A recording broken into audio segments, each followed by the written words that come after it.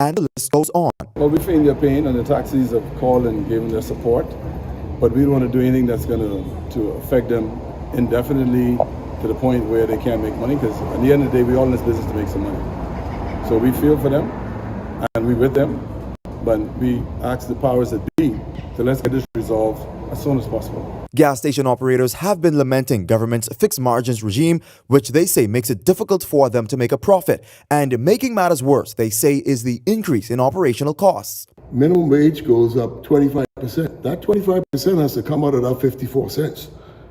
You get credit card fees, right?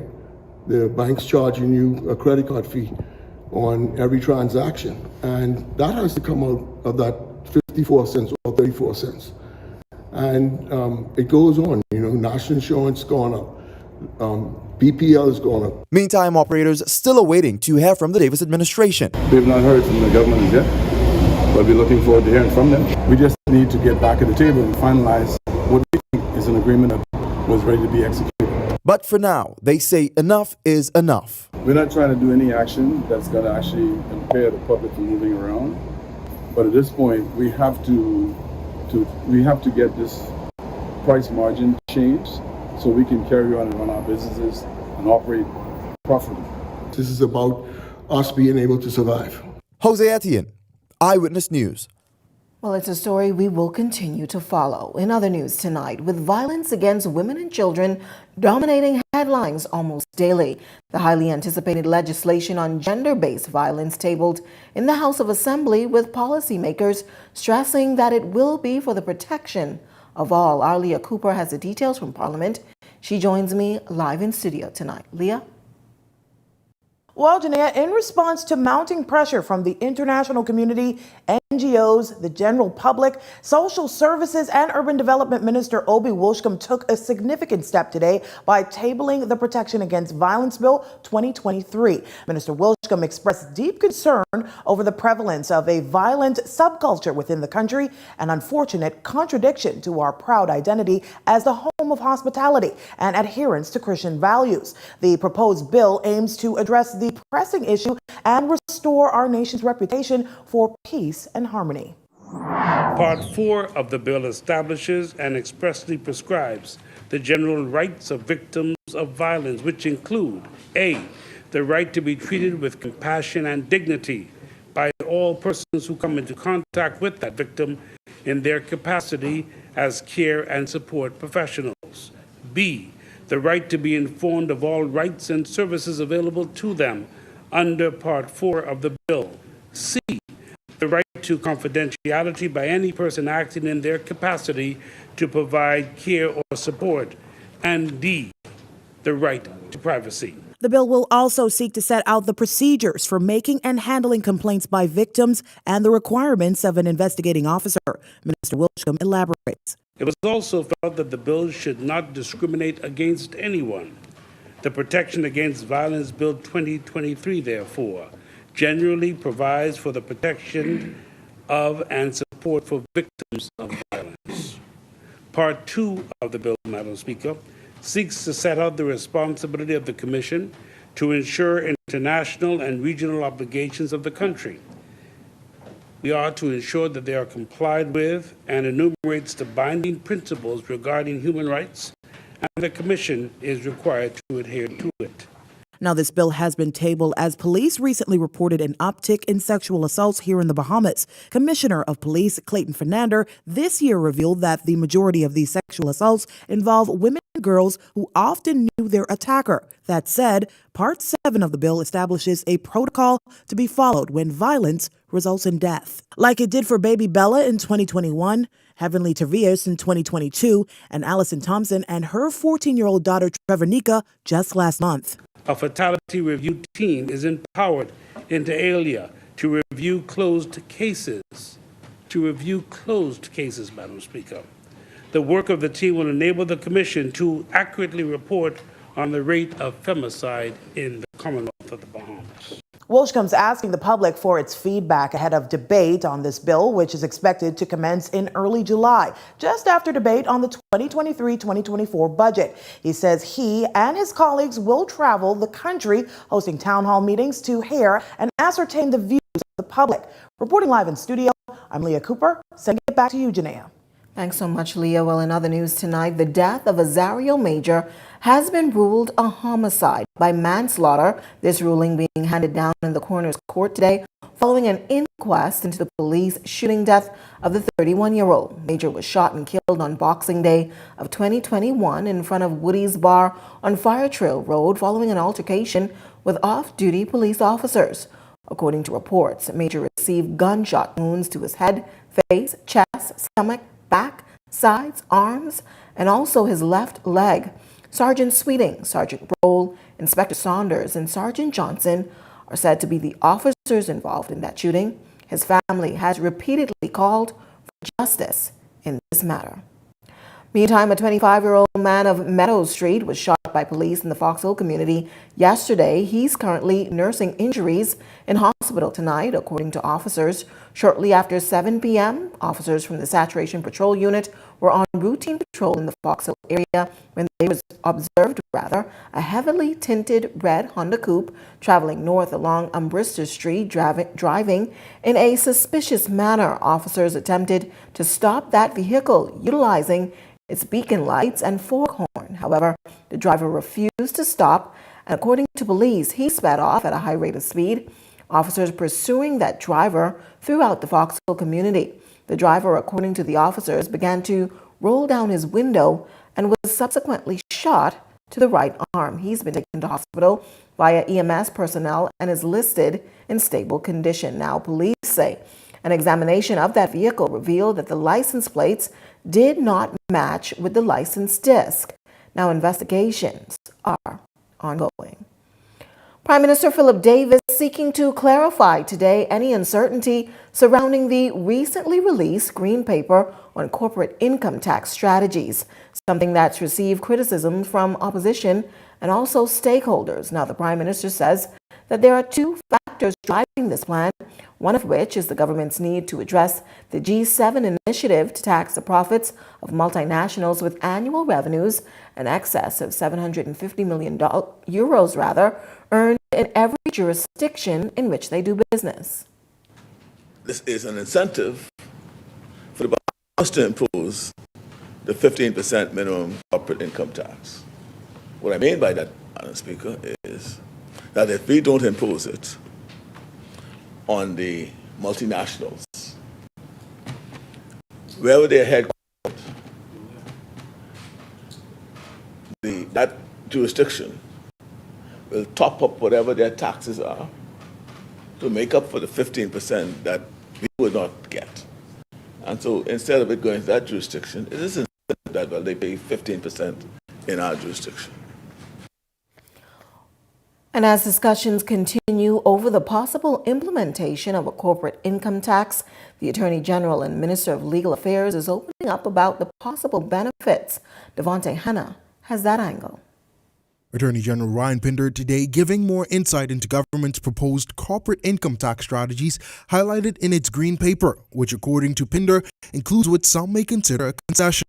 Those who would be subject to a corporate income tax would not be subject to business license. But here are the terms. Some companies may be subject to corporate income tax and some may not. It's based on revenue. And in those instances, those that are not under corporate income tax would be under business license.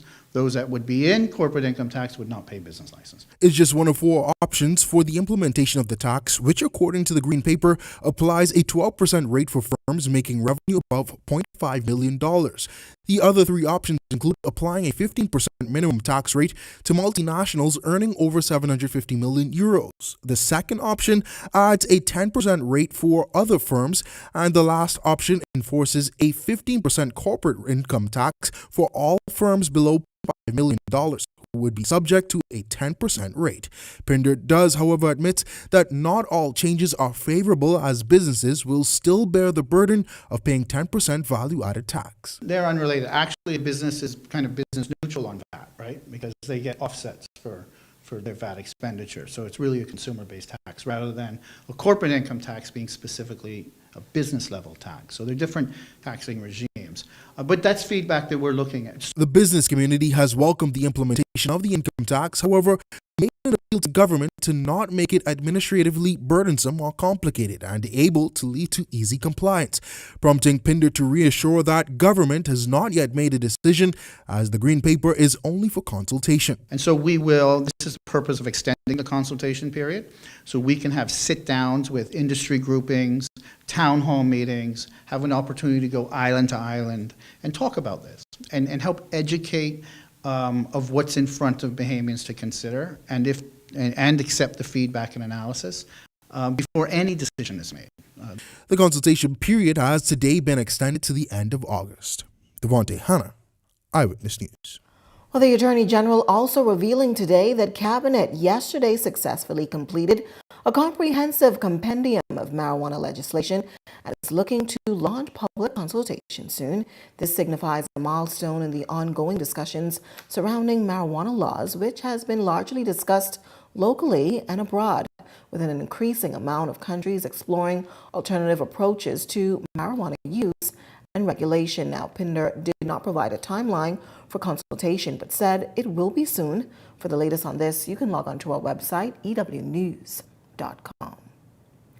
Well, with the murder rate teetering closer and closer to 50 for the year, as a recent uptick in sexual assaults, anti-crime activist Carlos Reed believes the country needs a more systematic approach to crime. While speaking at the Nassau Rotary Club meeting this afternoon, Reed pushes that the Bahamas can no longer take the approach of merely incarcerating criminals. Systematic approaches require systematic solutions. But the police alone cannot stop violence because we have actions on every front. I grew up in the hood, frequent a lot of what we call over the hill areas. And you go in these communities, for instance, when the police ride through the corner, if they are smoking, they're gambling, somebody would holler, the po-po, so everybody stop.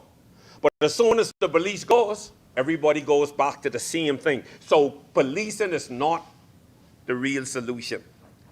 We need engagement of these communities, but the communities need to be educated on how to properly reach the streets without adding to the statistics.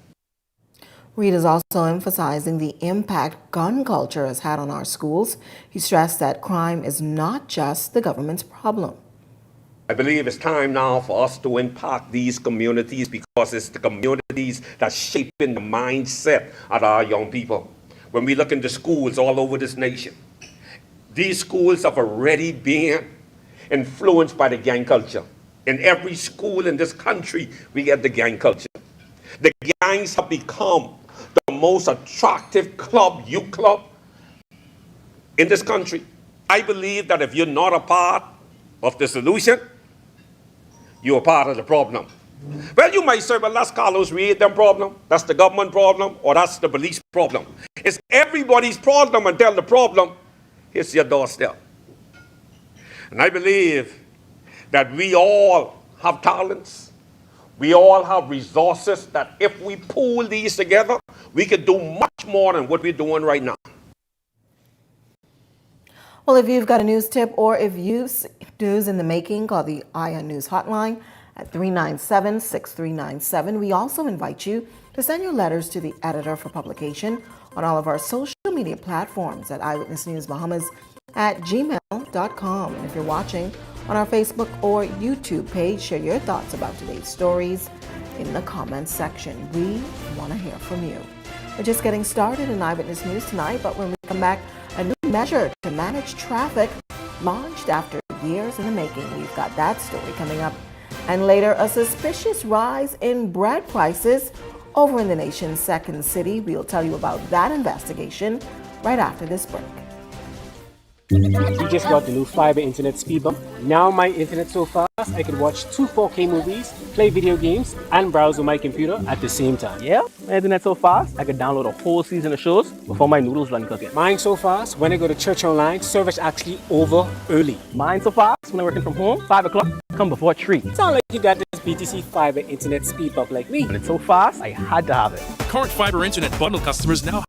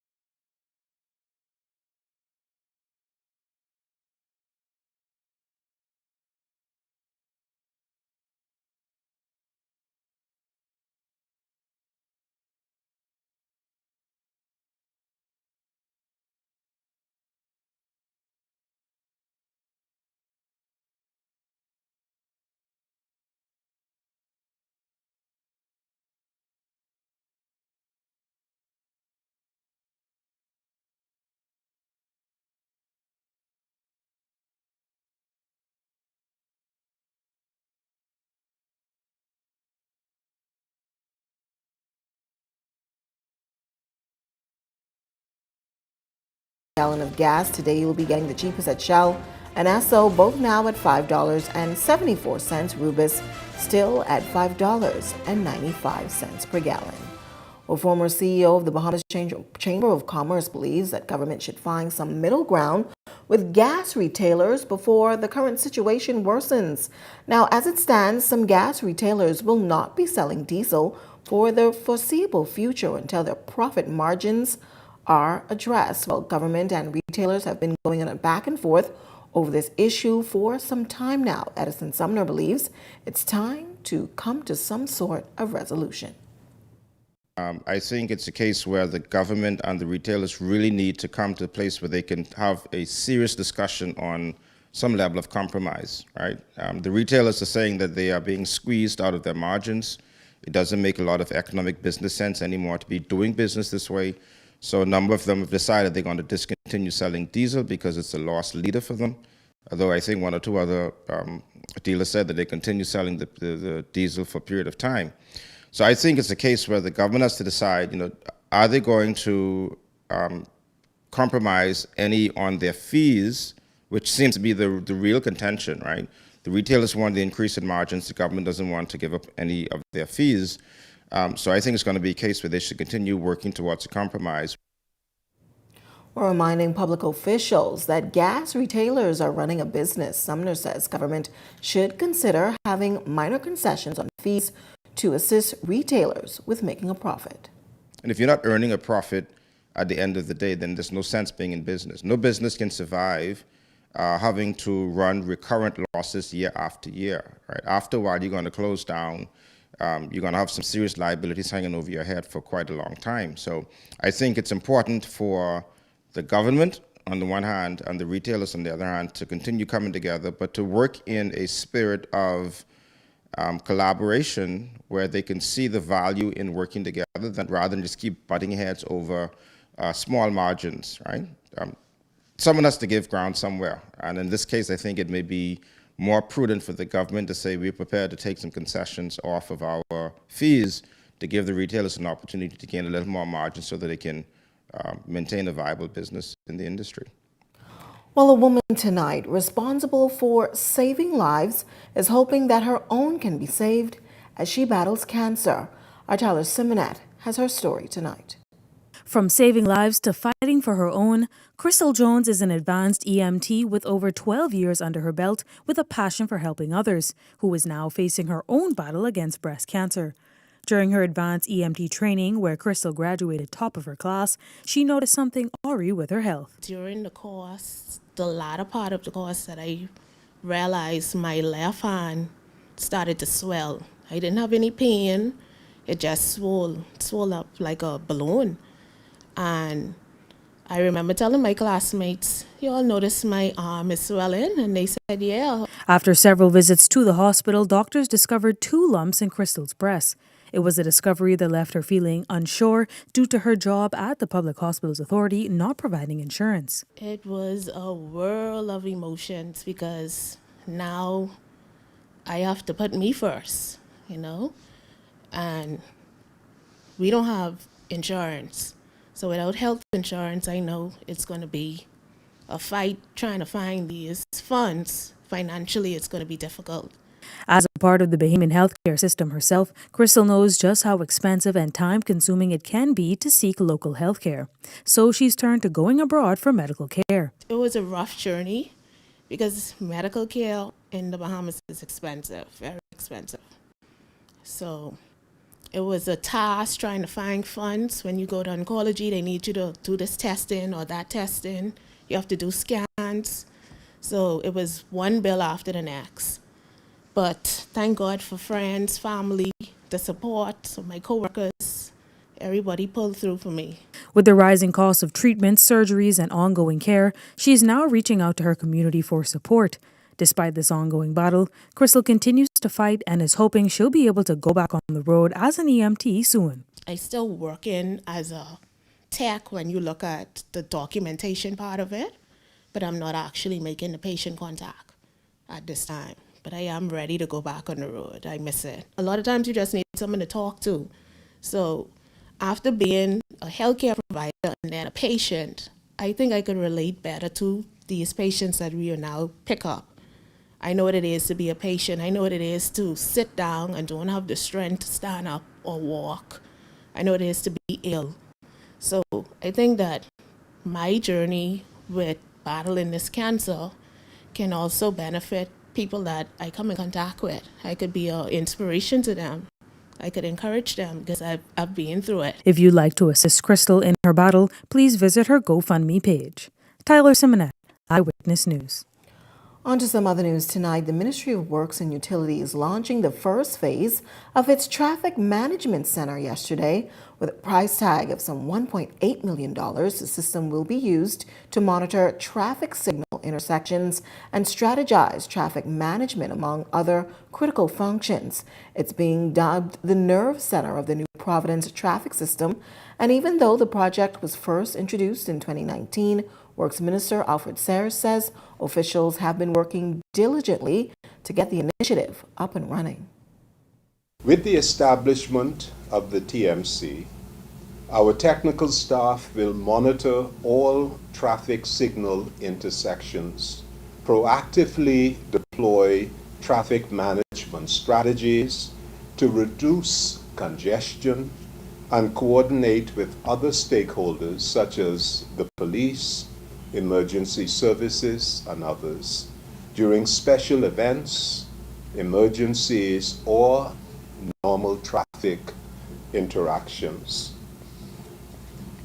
The TMC will not only facilitate means of detection of accidents and/or stalled vehicles that cause traffic jams, but it will also be an important information source to all stakeholders by providing extensive traffic data collected daily through the use of the Myo vision sensors and camera motion detection using artificial intelligence. Well, the Works Minister also highlighting various infrastructural upgrades which are currently underway.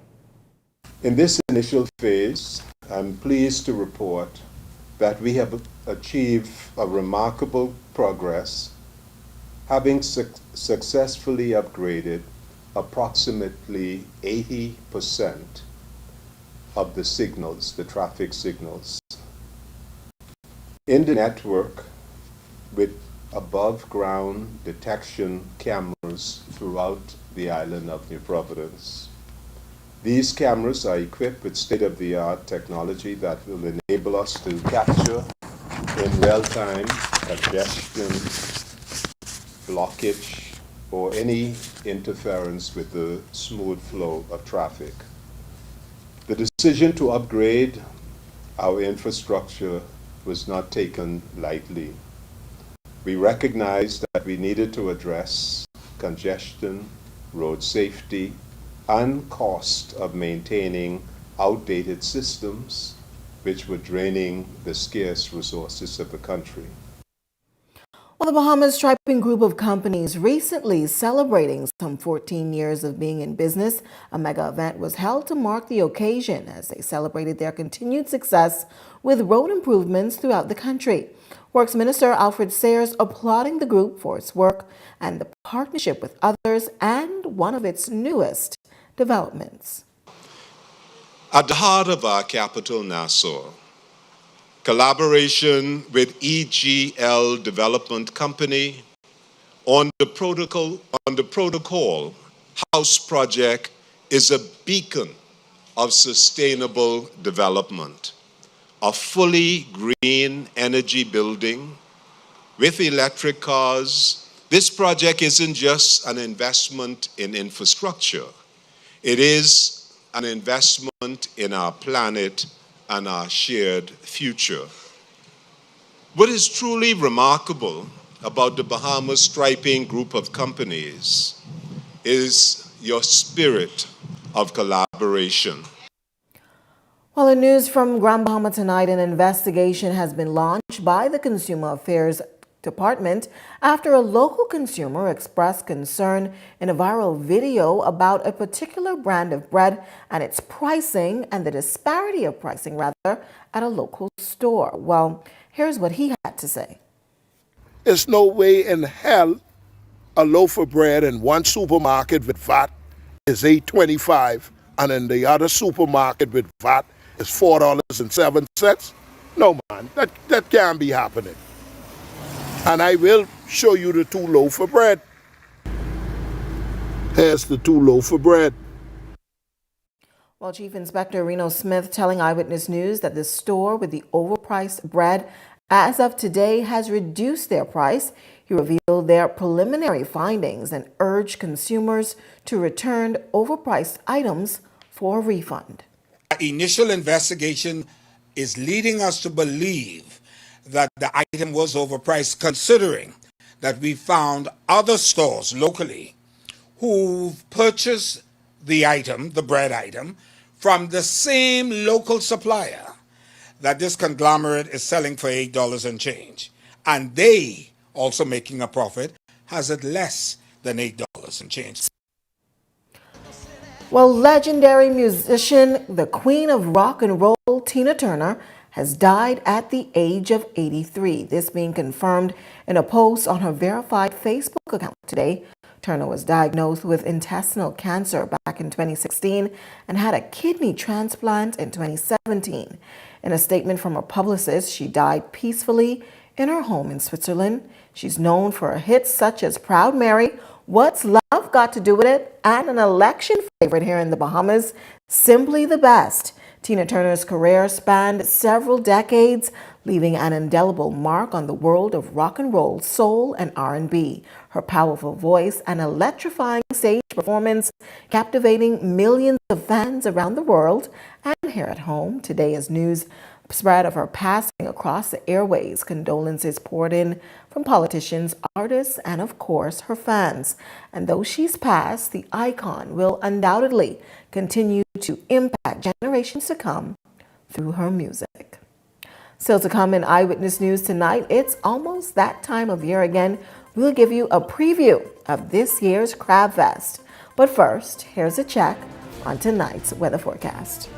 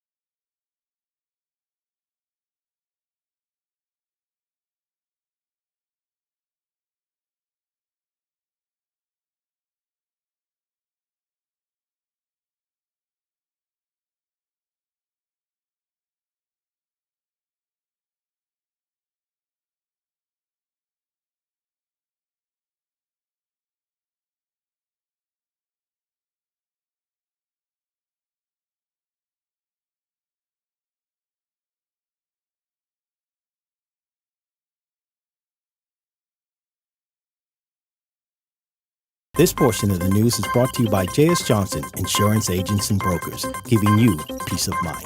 Your live look tonight over Big Pond, where the temperature is right around 80 degrees with an expected dip to 75. This is Eyewitness News. Welcome back. Well, the Voices of Praise Gospel Ensemble celebrating a milestone as they mark their 30th anniversary with a concert this Sunday, May 28th, at Bahamas Faith Ministries on Carmichael Road at 6 p.m. The founder and director, Edison Sumner, he's promising a night of entertainment and a 30-year journey wrapped into a dynamic night of performances.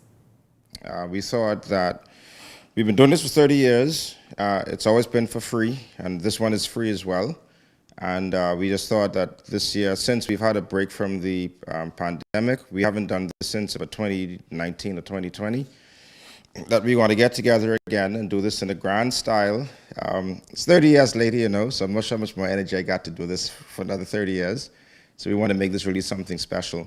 So this week we're going to be having some of our old members, founding members, who are going to be joining us as part of the performance.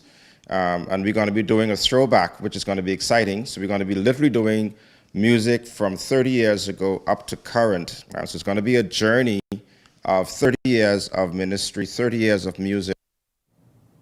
Well, Travis Edgecombe, a tanner in the group, is pushing for anyone having a tough time to come out and enjoy the music. He says he and his colleagues are hoping that everyone leaves the concert feeling blessed. We have a few throwbacks that a lot of people will take them back 30 years ago that we have planned with the group, and we are been working very hard. Every day this week we have rehearsal, so we're gearing up for Sunday, and then we want them to feel blessed and to reminisce on the ministry that we've been able to give every Good Friday for a free concert. And this year is our 30th anniversary, so we are happy to give back and be a blessing to those. And if you are having a bad week, bad month, this is the place where you would want to be. And then the following day is a holiday, so you don't have to rush to go home. You could just stay and relax and enjoy the concert. Well, church out and crab crawling. Final preparations are underway for the Andros Crab Fest. Committee Chair Wayne Clare says that all Andros Crab Fest and other events planned for that weekend will not coincide, as he says there's only one Crab Fest. This despite a bit of controversy on the island. He says the All Andros Crab Fest has been around for nearly 3 decades and has continued to be a major boost to the economy of the island. This year, he says, is no exception. There's only one Crab Fest, and it has been around for 25 years. And Crab Fest encompasses the whole island from North Andros to South Andros, that is from Morgan's Bluff to Mars Bay, where we have different artists participating through it. Even though the event is in Fesh Creek, we have artists coming in from Mangrove Key, the Spice Band, and then we have the D-Band, which comes out of Boeing Song. So it's an all Andros event, and it actually injects every year economically to the island of Andros, where we have charter flight services coming in from New Providence. We have the boat coming in, bringing the cars, and the person coming on day-away excursions. We have persons come on jet skis and all to the island of Andros. Clare says this year's event will coincide with the country's 50th year of independence. He says it all kicks off on June 21st with a gospel concert, on the 22nd with the Battle of the Rake and Scrape Bands. Both tickets will be discounted. He says all the action will continue on Friday the 23rd and well into the weekend. We have the celebration, the opening ceremony, that is done by the government officials who normally come down and open the ceremony. Then you have the releasing of the crabs. This year we want to do something new too at the opening ceremony. Maybe we want to have the preschool participate, do a little skit or something like that, so we'll see the little preschool in action from that ground. And then we have a numerous of display of fashion shows and things for Friday and Saturday. And on Saturday, people normally know the beach batch, the beach party, Crab Fest beach party in Love Hill. So this year we have a number of things planned, and number of gift days, giveaways, televisions, We have a live coming on board with a lot of phones. We have international client who our charter flight services comes in from Fort Lauderdale. They're going to give away round trip tickets into Fort Lauderdale. Well, still to come in Eyewitness News tonight, our Devontae Hanna has the latest check on sports. Good evening, Devontae. Well, good evening, Janaea. Stephen Gardner is opening up about his injury that left him off of the track last season. We'll tell you all about it right after this break.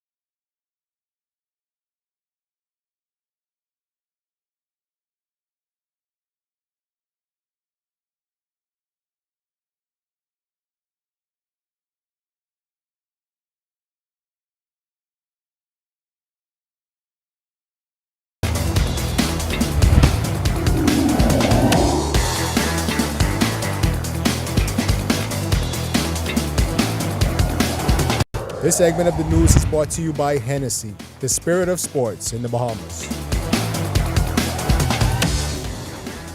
Good evening, everyone. Welcome to Eyewitness Sports. I'm Devontae Hannawell. Stephen Gardner, Olympic champion in the 400 meters, is opening up about his injury and recovery. Last year, Gardner suffered a UTE tendon inflammation, reducing him to walking in a boot.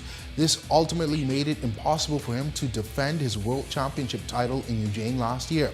Gardner has since opened his 400-meter season with a statement-making 44.42 seconds to begin his campaign on the road to the World Championships in Budapest this year. Injury was kind of depressing for me, but I didn't let it get the best of me. I just cleared my mind and reset for the season, and we keep things going. I kept the show going, show on the road. Now, my sponsor, of course, my agency, my coach, my training partners, my family members, and a lot of fans online, kept me going. And it wasn't the end of my career, but it's pretty sad that I was already at the World Championship to have to go back home, But, what happened in the past is in the past, and just moving forward from here on.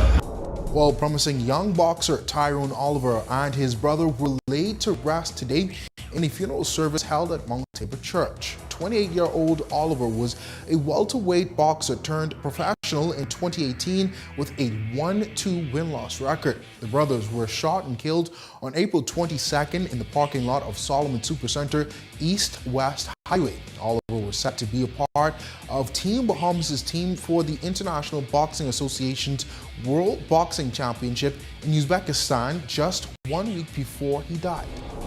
There is one last chance for athletes to qualify for the Bahamas Athletics National Swimming Championships, and that is during the Oak Tree Medical Center's Mako Aquatics Swim Meet this weekend. The meet is one day and will be held at the Betty Kelly Kenning Swim Complex with 2 sessions starting at 9 a.m. and again at 5 p.m. All events will be timed finals. It is expected that some 400 swimmers will participate in the meet.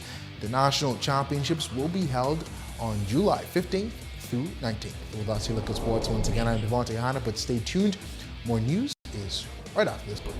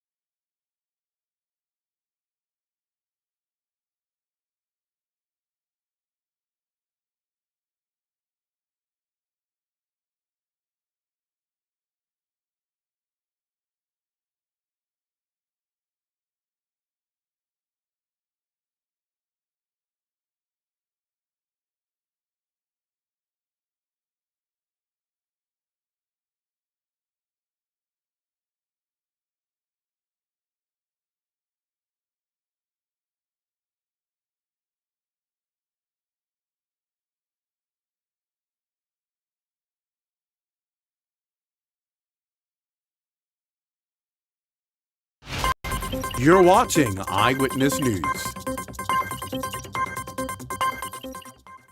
Well, that wraps up News this Wednesday, but coming up and beyond the headlines with Shanique Miller, a full breakdown of all of today's top stories.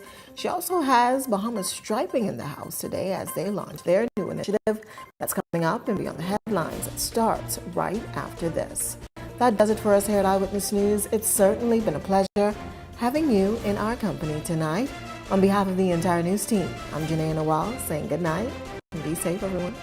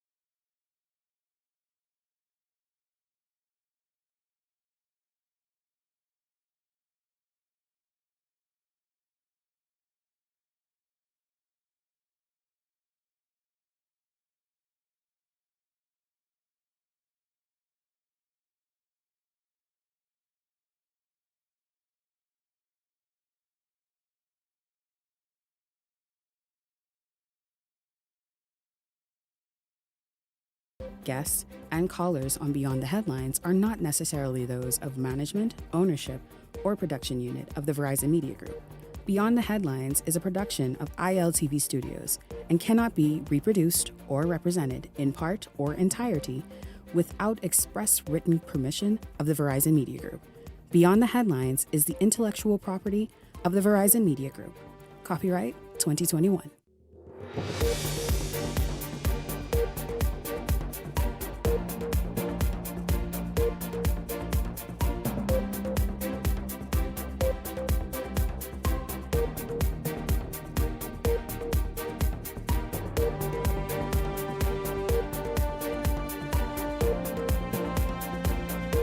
Alive, still connected, still with you. Eleuthera and Long Island set to get a significant facelift in several key areas. Tonight, the principals of Bahamas Striping are here to talk about what's on tap and what they've been very mindful to do on each of those family islands so that residents benefit. Also tonight, we have some of those contractors here. They are happy to share that finally work on their family islands are underway.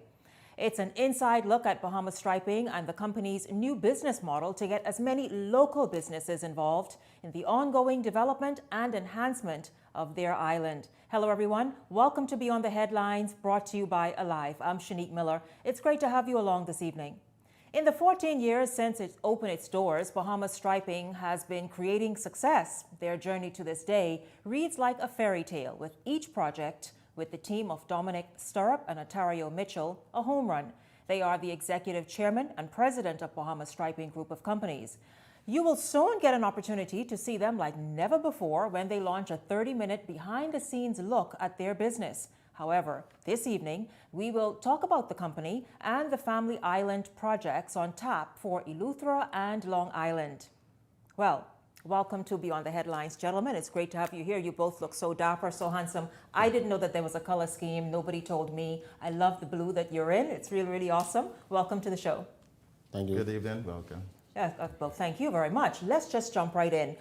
We will start, of course, this on the desk here with me is Mr. Stirrup, and Ontario is over there, Mr. Mitchell. So you've developed a reputation for doing excellent work as the group that gets the job done. How have you managed to build this executive team, first of all, to ensure that this reputation continues and build, and what happens from here on in continues in what you've already established 14 years ago? Shanique, I believe I won't call it secret, but the way we do business is very simple, the standards. Maintaining a consistent standards don't make a difference where the island you work on. So we can work in Nassau, we can work. Go ahead. We can work in Nassau, we can work in Eleuthera, Cat Island, Long Island, Rum Key. What's important to us as a company, whatever standard we have is consistently straight across the board. And that's what has made Bahamas Striping successful today. And I think that we made a very good decision in bringing on first female general manager, Melanie Roach. Her name is known in the business. Yes. Yeah. Her insight, her expertise as an engineer is going to take us, I would believe, 100 times further than where we are now.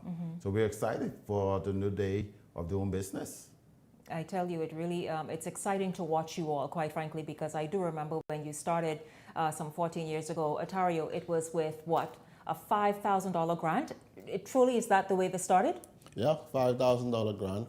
I was telling somebody that the other day, was $5,000, half a laptop and a dream is what really got Bahamas Striping started. You all started, of course, by ensuring that even to this day, that we can drive in the lines, yes? And obviously be able to obey the rules of the road that way. Did you see it going beyond that?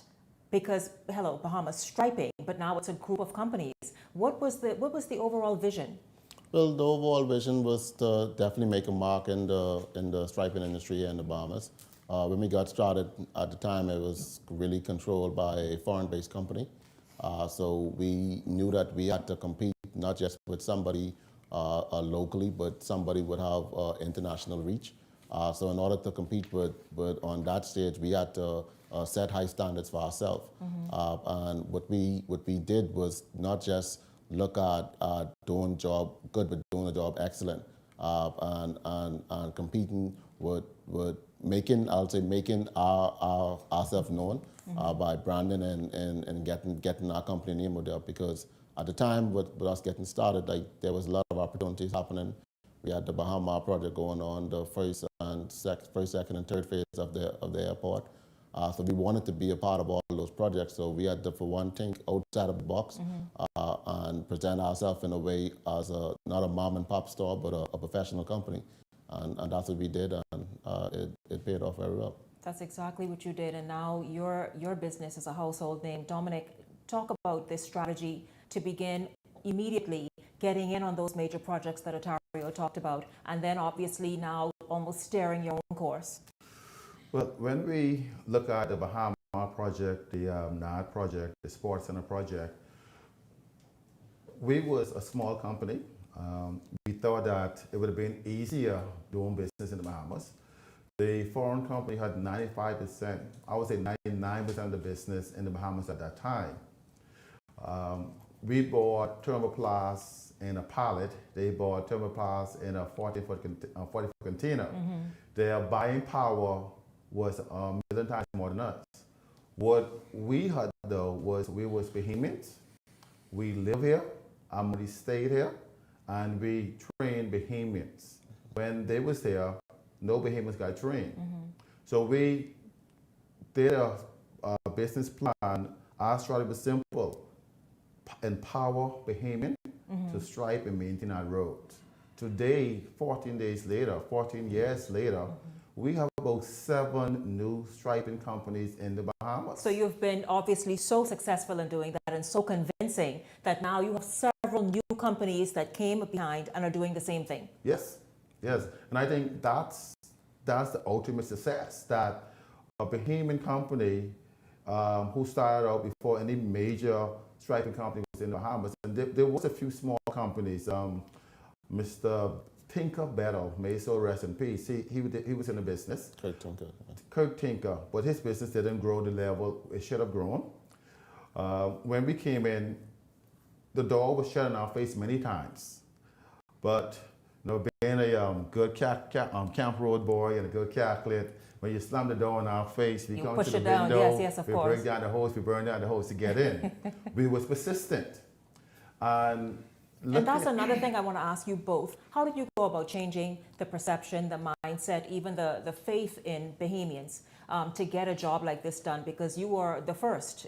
Before you, it was a foreign company doing this work. How did you then not only convince the key players that you deserve a place around the table, but also bring Bahamians in to change their mindset of what's perceived, among Bahamian workers as well? One word. Go ahead. One word: results. Results in the sense that the standard that we set from the get-go was the international standards. If we did the line wasn't right, we're going to redo the lines. The client, what they call the complaint about the quality of the work. So you had no embarrassment or feeling any kind of way of going and correcting something that you saw that wasn't quite right? No. It is our company, it's our name, it's our brand. If you can do it, only one way to do it right. Yeah. I think, and also that I think we have built a reputation of like the leading in the industry, to whereby our work speaks for itself. If you want a quality job, the best person to call is Bahamas Striping, and it comes from started out from, like you say, one small striping machine now to a fleet of equipment. Which is amazing. When you look at experience, I think hands down we are the most experienced and produce the best quality work when it comes to road markings and road maintenance. And I think what also set you all, I'll let you jump right in right now, what set you all apart too, and you can build on this, is the fact that you also have, number one, you were the first Bahamians in the game, yes? And then at the front of your mind, instead of obviously the profits, which matter, but also national and nation building and assisting the country in enhancing and improving the national infrastructure, that was a part of what drove you, yeah? Yeah, definitely. Like I always say, when you look at the way we get started by receiving a grant from the government. So we felt kind of indebted to putting the best foot forward to the Bahamian people. From day one, we adopted a policy to whereby we always wanted to be a part of the community that we work in. That's finding something to give back. And one of the main things that we do is we always look to enhance a basketball court or a park on whatever island we're working on. So you don't just go for that project. And this is what you both have, this is a part of that national development and commitment to making life better. You don't just go to fix the roads, for example. You look around and see what else needs to be done. Yeah, and like I said, we look for ways to give back from I say our inception.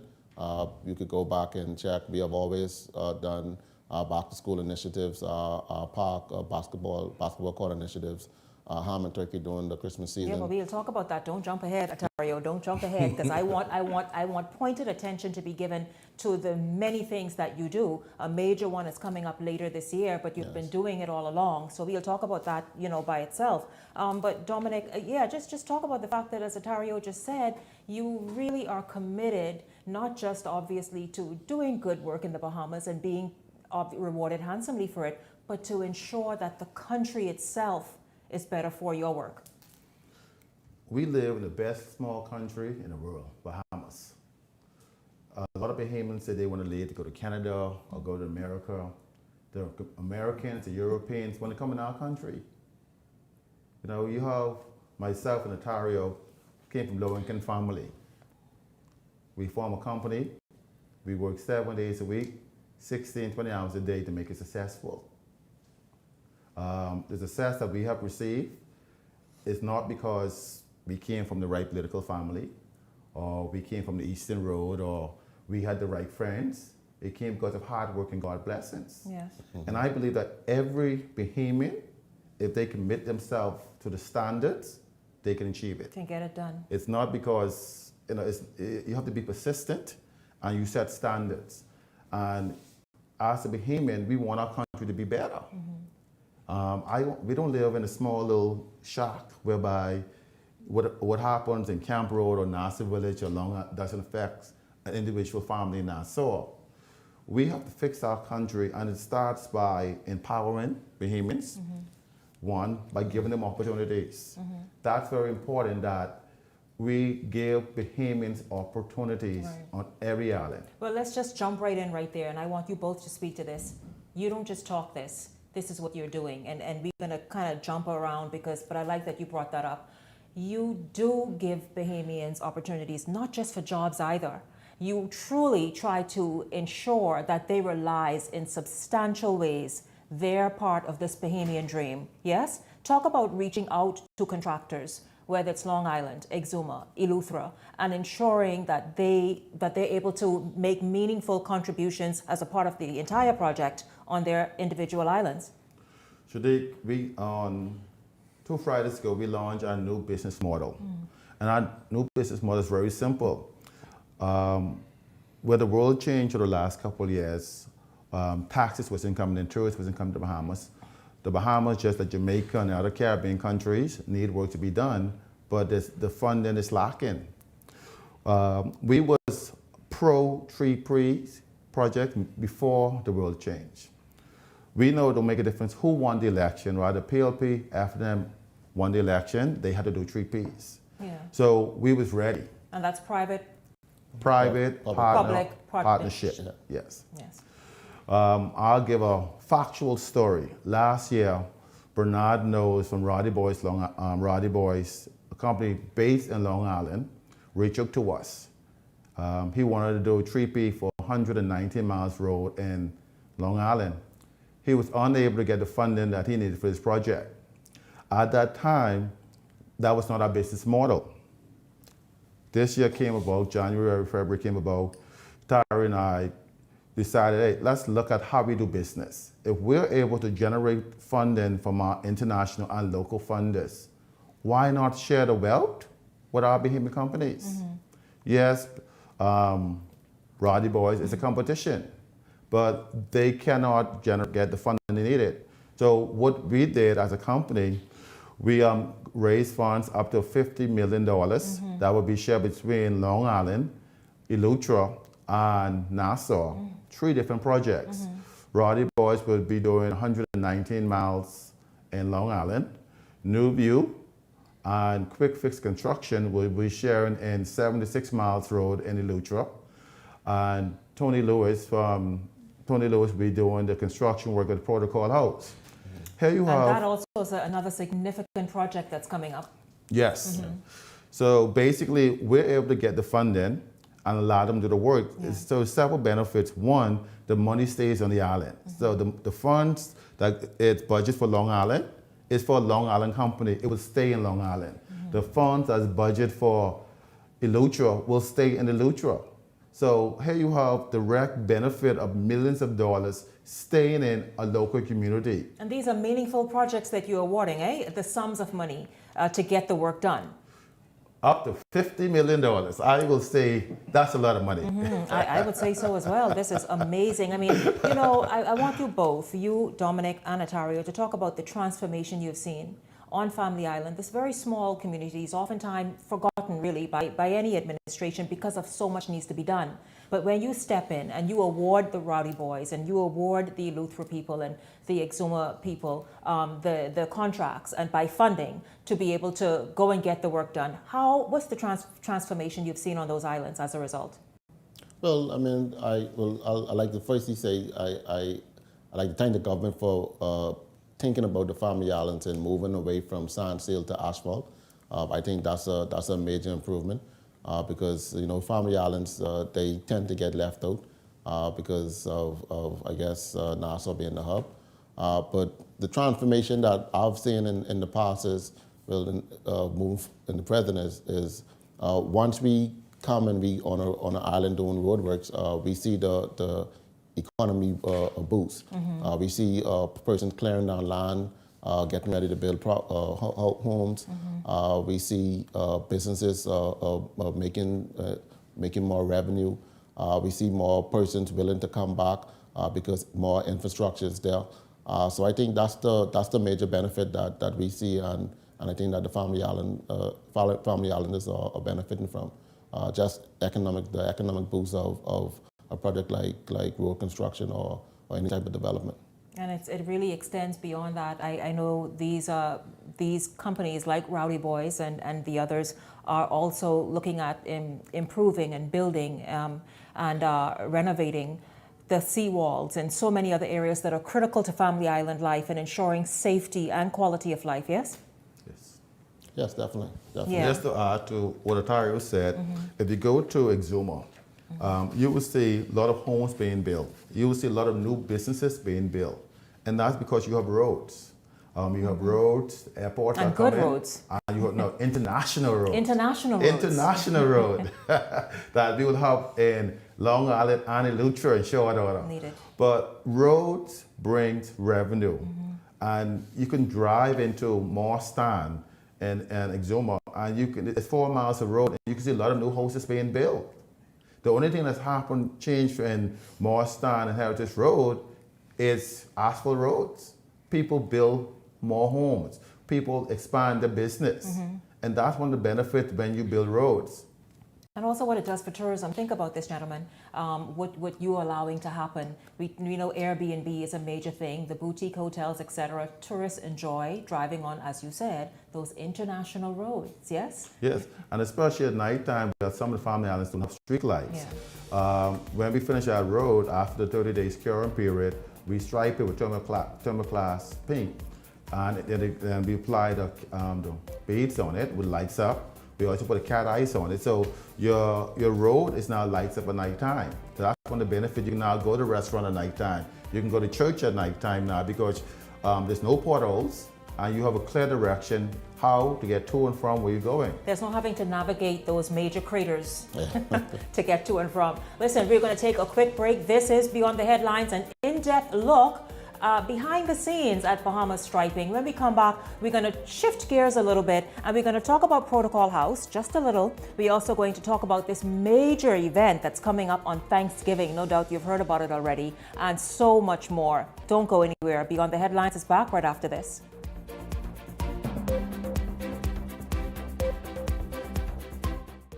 This is the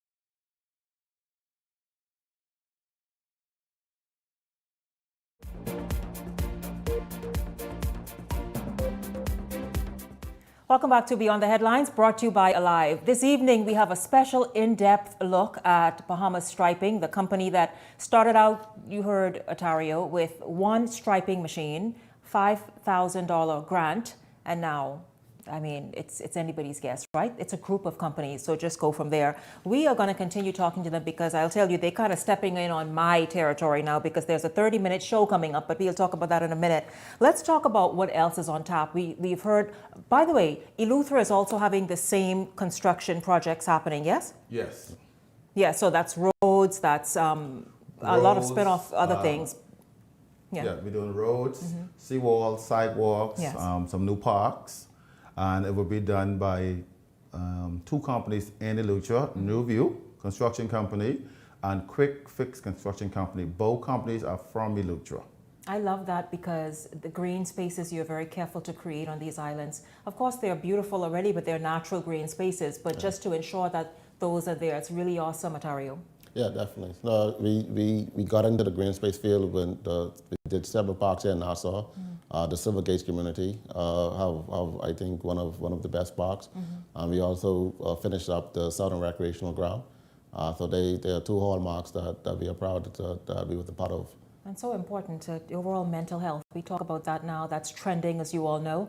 Mental, emotional health. Take advantage of these wonderful creations by this group and its partners. So let's talk about, we're shifting gears now. Of course, you talk about stuff happening here in New Providence by Bahamas Striping as well. But you are very careful to also give back, not just to empower contractors on family islands, but also to give back to Bahamians in need. You have a major event coming up this Thanksgiving. Of course, it's not the first one, but let's talk about this 10,000 hot meals that's on tap. Yes, Shanique. We, our company celebrate our 14th anniversary. Our country celebrates its 50th independence. We want to do something different. For the last 3 years, we are partnered with Sandals, Amber Bay, and Exuma, where we did 500 meals on Christmas Day. Last year we did Thanksgiving Day. And it was successful. It was successful because the food went to people who needed it. And as we celebrate our 50th independence, we decided, no, we have a business model. And I use the word business model. Donating food is a business because you have to generate the funds to make it happen. You have to do the logistics. So let's take that same business model we did with Sandals and let's feed minimum 10,000 persons throughout the Bahamas. Not just Nassau, but throughout the Bahamas. That's good. I'm glad to say that Bahamas already came on board and donated 1,000 meals. So 1,000 of those hot plates will be coming from Bahamas. 1,000 meals, so we only need another 49,000 to go. I think you'll get it. Robert Pantry from Simplified Lending has committed to $20,000. So we are definitely heading in the right direction. And the goal is our program will be in the Eleuthera, Exuma, Cat Island, Rum Key, Marijuana. So we're going to work we're working with partnership with Rotary Bahamas, Rotary Grand Bahama, Hands for Hunger. And the goal is to get partners throughout the island. So if you are a church in Cat Island and you want to be a part of it, you reach out to the office and you say, okay, you need 300 meals. Then we look for somebody in Cat Island who can prepare those meals. Rather, they can donate the food themselves, or we can send over the ham and turkey, they cook it, and those meals will distribute on Thanksgiving Day. At the end of the day, this is our program that we bring to the country, but we want everybody to get involved. If you can't donate cash, give a donation for ham or turkey. If you can't give ham or turkey, if you're free on that day, come and help work. Again, the goal is that our program will be through the 17 major islands of our country. So we need a lot of volunteers to come on board to assist us to make this work. Yeah, sounds really, really awesome. And so again, that's Thanksgiving Day. Again, you heard Dominic, if you want to participate in any which way, whether it's donating, cooking the food, what else? Ensuring that maybe you have some people who need some hot plates, you certainly can reach out to Bahamas Striping. Is there a contact? How do you get in touch with Bahamas Striping? Just go online. If you go online, go on our website or our Facebook page, you just call us at 394-7777. And all you got to say, you call the donated ham or turkey or $10,000. We'll take it, whatever it is, we'll take it. 100% of all funds raised will go to the project. There's no administration cost. There's no cost. Every penny raised for this project will be spent on this project for Thanksgiving Day. So let's talk about one of the projects that you all are involved with that's happening here in New Providence. We know for years it's been talked about that the Bahamas needs the government, whichever government it is, sort of a national house, a national edifice that holds events, perhaps very upscale receptions, meetings, that type thing. That's now happening, is it? Yes. Yeah, tell us about it. Yes, well, we are in the final stages of finalizing what is going to be known as the Protocol House of the Bahamas, to when you have dignitaries come in, it's going to be a housing arrangement as well as like a great banquet hall and just a great facility on the whole, where like foreign dignitaries and government officials and private functions will be held. So we are in the final stages of that. So we will be, I guess, outrolling that very shortly. We already have the plan set, the contractor set, the funding is set. We're just dealing with getting the final paperwork between us and the government, and we should be enrolling our project very soon. Well, we're certainly looking forward to it, and I will speak with, get this, the gentleman who, we'll find out his official title about it, because he's going to be trained, we'll hear from him. He's going to be London bred, how about that? Bahamian though, but absolutely it's going to be an amazing project. Now, you all are having this program that offers a very unique look at Bahamas striping and everything it does, a 30-minute show. Do tell. Basically, 14 years, it really feels like 30 years. And what it is a summary of our celebration. God has been extremely good to our company. And it's important that you promote and you show the Bahamas and the world that, you know, when you do things properly, when you do work to correct standard, when you give back to your community and your country, you get blessings from it.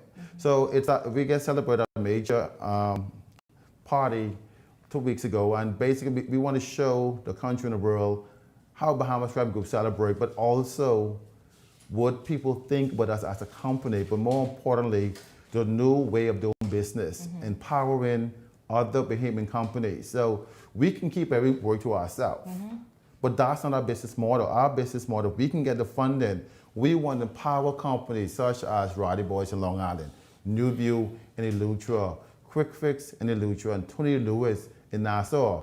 These are the first 4 companies. We're hoping to be much more companies and helping them fund projects on their respective islands and make a difference in our country. So the 30 minutes program is fun.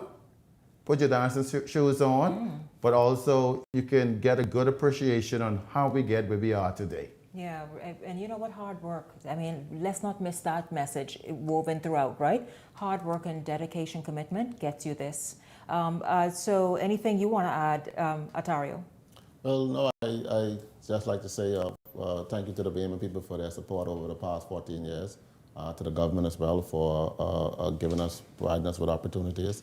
You know, I think we are a young company, still growing, and you could definitely expect a lot more of us in the upcoming years.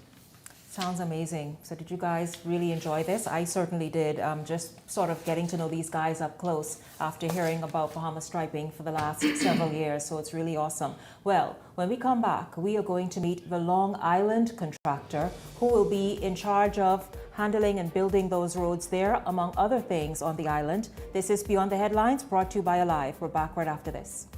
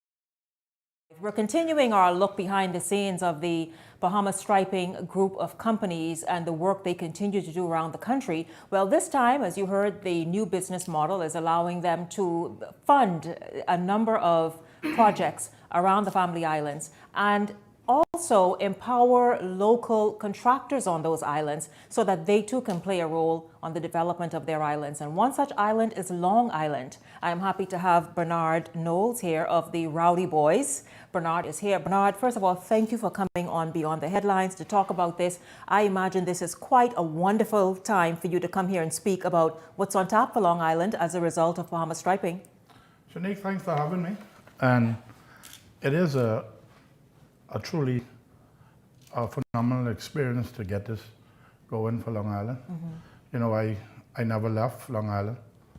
I stayed there from a child, and I always, so whatever is good for Long Island, you know, whatever I could do to help Long Island get better, to benefit me and everybody else, I'll try my best. Super. You've been, I guess, a corporate citizen in the way of construction and many other things on Long Island for quite a number of years. How significant is this, this work that's about to begin? This is very significant to me and my company because things are really slow in Long Island right now. And, you know, I'm one of the major employees, and many days I catch in breath and find out something for my guys to do. It means a lot to me and my company to get this job. Yeah, which is awesome. How many men do you imagine will be a part of this project? Well, I should be about 30 persons, not necessarily men. I know, right? That was wrong for me to say that. Yeah. You know, nowadays you're not supposed to say men. I hire women too, because you know I need people controlling traffic. I need people keeping time, and so if not only anybody looking for a job, anyone who is able, and like they say, do great work. Yes, ma'am. Good work and ethics and all that can be a part of it, what's happening. Good work. So now tell us about, sir, exactly this road work that the Rowdy Boys will carry out, the amount of miles and just how the condition of those roads right now. Well, in the north end of the island, the roads are very, very bad. You know, the government had a contractor there for 3 years, and they did a significant amount of money. And, you know, I did some work in Harbor Island the year before last, and they told me that, you know, the government not be doing any more projects. We have to go out and find the money. They're doing what they call a private-public partnership. Yeah. So I've been actually working on this for a while, and I was trying to get funding, and I had the funding, and I thought everything was going. Last minute, they said, we can't give you the funding because it'd be conflict of interest. So, you know, I kept pushing. I talked to the ministry. I called the Prime Minister. I said, man, you know, I want to get this going. So I put a proposal together, and later part of last year, I got in contact with Bahamas Striping, Mr. Dominic Starrup and Ontario Mitchell, and I asked him, you know, can we do a partnership? Because I was watching him from he started watching. I didn't know Dominic, but Ontario I've been watching from they started from doing the striping, and I like to tell him I did striping before him. No, wait a minute. So you say, hold up, y'all ain't the first Bahamians, hold up. so we're not the first Bahamians, because I did Stella Maris Airport, and I think in 2006 or 2007, and I was very much commended because they said it was the straightest lines in the Bahamas on Stella Maris Airport, so I got a little one on you. It's just a little, you know, they took it to, because of my unwillingness to really travel and leave Long Island, my opportunities was not that great. So usually, like Rowdy Boys, we take on anything that come along to try to survive, you know. To Long Island, to right. Long Island. Right. To keep men employed and to improve because talk our stomping ground was the Exuma Keys. Oh, okay. Yeah, we did a lot of work in Exuma Keys. Yeah, talk about though the roads. You say it's horrible right now. How difficult does it make going to and from work, school, just whatever needs to happen in that area? Okay, in the north end of the island is very, very bad. They have like they say craters. And the central part is not so bad, but the road is lost compaction, so the road is really bumpy. So you get, you know, you ride in a big truck, you head almost hitting the roof and stuff like that. But we really need the new roads because we're getting a lot of traffic accidents.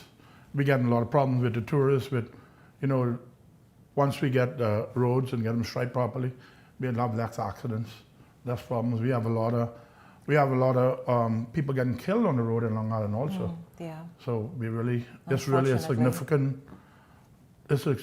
progress for Long Island. And so when you reached out to them this time and they said, yes, of course, we will fund it. Just send us everything and let's begin this process. How a feeling was that? Describe that. Before I could get to them, I was bombarding the Prime Minister and calling, and if I don't talk to him, I call one of his aides and I talk to them, and I was Mr. Sayers, and he would call me I would get him 7 o'clock in the morning, and he always, so I guess I was kind of aggressive towards them. But like I say, anything for Long Island, I'm willing to do. And we have a contractor there now working, and they're not almost 3 years, and they ain't produced a mile. So 119 miles in 2 years is very aggressive. But I think if anybody could pull it off, anybody, you and your group we could do it. Yeah. If anybody in the Bahamas could pull it off, I think we could pull it off. Obviously, more areas will be touched as well as a result of this major construction that's about to happen. What does Long Island need, and how just amazing would it be to see various areas improved as well? On Long Island, we lack a lot of. We need a bank. That's our number one thing. We don't have a bank. We have an ATM machine that it's down more than it's up. So technically, you have people on Long Island, young guys coming up. They don't have a bank account. So, hey, here's me. I got to go Friday. I got to go all the week taking that money out of the ATM. So when I don't have the money in the ATM to go pay these guys, then it becomes a problem. They want to be paid. They have bills to pay. They want to go. So business is significantly hampered on that island. Very much so now. Because there's no bank. No. Well, we hope after these roads. Yes. We hope. And everything we can else, only hope. That obviously something else can happen in the way of a financial institution. Yeah. But we need something in Long Island, and like they always say, tourism, drives the force of Bahamas. But me myself, I believe in industry and manufacturing. So I always look at something. I say, we right close to the waterway from the deep sea from the south, and on South Empire, so we could have probably a shipyard. You employ 100 people in a shipyard, and you got a new industry. You have a new community. Because the south part of Long Island is just about dead, because they used to depend on the Gruber School. So every year they go for 2 months in December, January, and they make thousands and thousands of dollars. And the rest of the year they go to the shops and they credit, and then they come Christmas time and they pay the bills. And pay it. Everybody was happy and shopping. Now, because of that went dead. The whole South Long Island is completely dead now. Where is the sponging industry happening? Because I understand that's still thriving. Well, we had that from, if I could remember as a kid, going fishing in Deadman area. The guys used to be there, and you see them every day in the same place. So you talk to these old people about the sponges, right? So they'll say, sponges grow with the tide. So they'll be sponging here today, and you move all the sponge, and you come back there tomorrow, there's more sponge than you saw today. So that's what they say, they grow with the tide. I don't know. Yeah. I sponged before, and it's a funny thing. It's like it plays with your mind a little bit, because you'll go in one little area and you say, "Oh, I take up all the sponge." More you go back there, just same amount of sponge. Anew. You say, "Did I take it up or did I leave it?" Yeah. So on Long Island, we actually have some of the best sponges in the world, because they harvest it constantly. So for us on Long Island, the employed people is kind of hard, because a young guy coming to school, he goes sponging. He get one little boat, and he get a little bit of gas, and he he make $1,000, $2,000 a week. So the young guys ain't interested in that. Why should I go away for Roddy? The way you're about to have many other people coming to Long Island to start sponging. It's not as easy as you think. Yeah.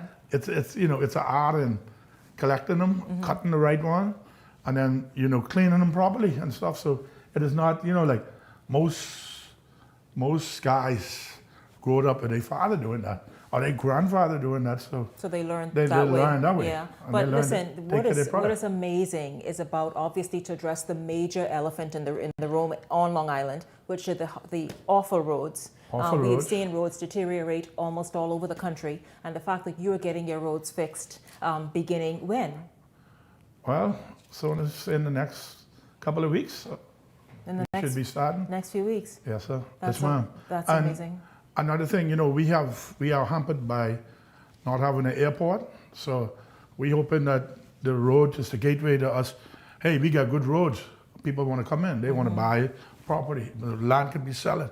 People could be building houses. More guys, you know, like if you realize that Long Island provides a lot of people in the construction industry. So we have people working in Abaco.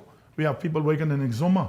So, you know, if all those guys come back home and they bring their families and they bring their children, so we down to, in the 60s, we was up to 7,000 to 10,000 people. What's we the down to population now? right around to 3,000 or less. No way, 3,000. So you're also hoping that these new roadworks represent so much. So much for Long Island. Including a return of many Long Islanders Many Long back Islanders, to the yes. island to do business and Yes. to build homes and all that stuff again. Yes, ma'am. Well, I certainly hope so, and I'll tell you this: we will follow up and see all the work that's being done, and the I guess the restoration and rebounding of your island, sir. So I would like to say when I grew up, there was like bars all over Long Island that you could go in and meet 5 or 6 people or 10 people and have a conversation. Now you go everywhere, everybody empty, just looking at one another. You know, you go to see the same people over and repeatedly, except some tourists coming in. So I hoping that Long Island could rebound and let's, you know, everybody could find something to do. I Let's think go to this work. news is getting out. Matter of fact, speak to the people who've scattered around our islands because of the roadworks that are now taking shape in a few weeks. I appeal to Long Islanders, you know, anybody like who could do heavy equipment, I willing to hire people, men or women, and come back home. Let some people come back home, come back. You know, Long Island, we need mechanic shop. We don't have nobody do fix your cars, you know, everybody just do on the side of the road. Why somebody come home and build a nice mechanic shop, body weight? Why can't we have like a nice salon, you know, everybody just doing little stuff in the house? Why can't we have somebody like a barber shop that every Saturday morning somebody go and get a haircut and change the whole outlook of Long Island? Long Island need to come alive, you know? Yes. Like Exuma is booming. Exuma booming right now. We right next door and we kind of like, hey, we have a couple of people come down and, you know, maybe from November, from after Thanksgiving to March, and then there's nobody again, they're gone, you know? But if we have more people come in and build houses and significant people with money, you know, come in, somebody, like it seems like we have people coming in that, oh, I want to build and hold on for a little while, then I want to sell. So we have foreign investors. We want people who come in there legitimately coming and building a house, and I'm going to hire 3 people to take care of my house and stuff. Right. This can't be, we want to come to Long Island. I think that you are on to something good because new roads bring new energy, new opportunity, new doors. How about that? I think so, and I think we need our bank as number one, and we get our airport, and I think we'll be doing good. Well on your way. And I've been speaking to the Prime Minister and the Minister a lot of times, and I think we're going to get it done. I think so too. And congratulations once again Thank you. On this wonderful opportunity you have to partner with Bahamas Striping to make a difference in Long Island in a meaningful way. Thank you. Thank you very much. That is Bernard Knowles, the president of the Rowdy Boys. You all heard about them for a while, right? He's a little quiet now. He was rowdy before he came onto this segment. But we'll see. We'll see exactly what happens. But hey, we are not stopping here. We have another person to interview. You heard him talk about Protocol House. Yeah, we'll tell you where it's going to be, what it's going to entail, and also the gentleman who will lead it. This is Beyond the Headlines. Back in a moment.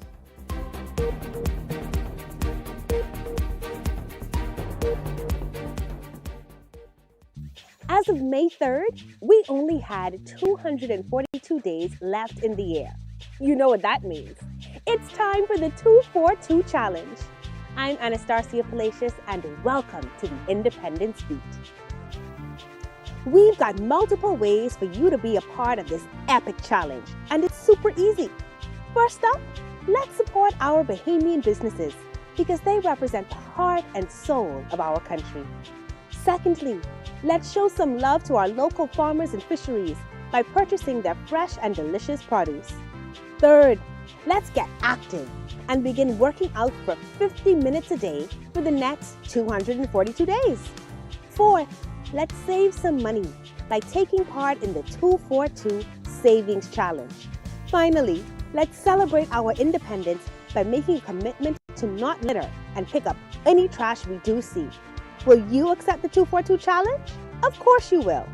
Be sure to share videos and photos of you doing the challenge with us by using hashtag 242Challenge. Join the beat. Life is a mosaic of moments. Moments of high energy and moments of peace. Moments of hard work and moments of surprise. Let Aeropost, the Bahamas' newest and biggest online store, usher you into life's moments. With over 20 million products, get the fully landed price and just add to cart. Visit aeropost.com, register for an account, and choose a delivery location from over 20 plus hub stores and smart parcel locker locations all over New Providence. It's that simple. So whether you're preparing for your first gate, making a presentation on a new job, putting a smile on a loved one's face, or doing nothing at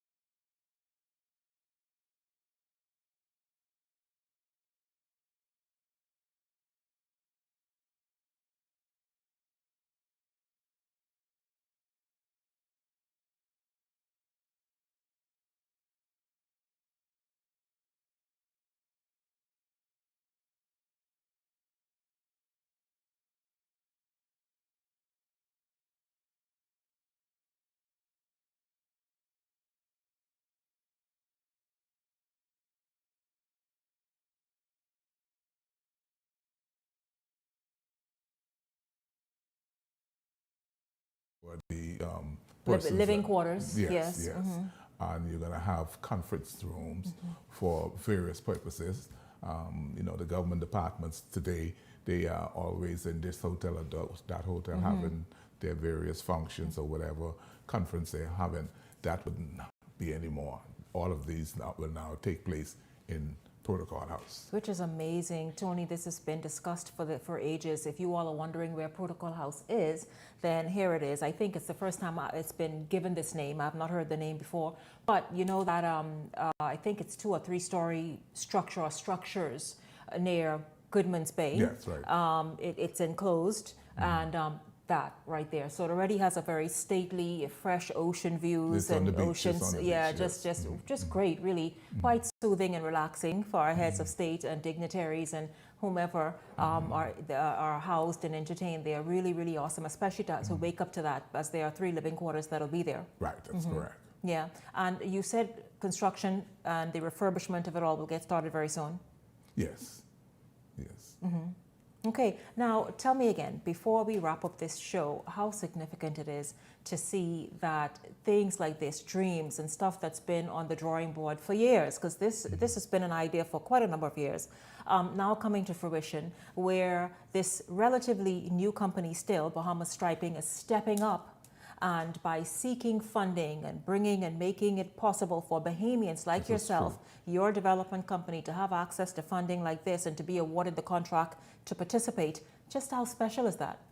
Very. And I want to thank Dominic and also at the same time the government, the Prime Minister for causing this opportunity to come to EGL development. And it is significant. It's going to bring about employment for other persons. We're looking at hiring some 25 to 30 persons. Of course, the project manager, who's going to be the person on site overseeing this renovation, said he's going to take about 25 to 30 person, and it could move to even higher. To more, yeah. Yes. And how long do you expect? I imagine, of course, you haven't really scoped out what's necessary and what's needed, but how long would you guesstimate this project lasting for until it's complete? Some 18 months. Some 18 months? Yes. Really awesome. A year and a half, about. And what can Bahamians expect and look forward to once Protocol House is completed? Something very royal-like. Stately. I think this is going to supersede Government House. I imagine so. Yes. Of course, the mold is already there and is very much an English mold. So you already have the royalty of it there, but it's just now has to be developed into to be accepted and usable. But the model is already there. Really awesome. Tony, I and the country are looking forward to seeing this when it's done, because you're right, it's already quite a wonderful, charming sort of throwback to Old English, the construction of it and what's there. I imagine when you all are done, modernizing it somewhat, but yet obviously respecting the original construction and architecture, it'll be amazing. Yes, and it's going to be a green space. Oh, okay, well, yes, so, because so, it's already somewhat of a green space anyways, with all the trees and flowers and all that. Right, and all the solar panels and all of it. Super, yes. Oh, awesome. Yes. So a very eco-friendly home.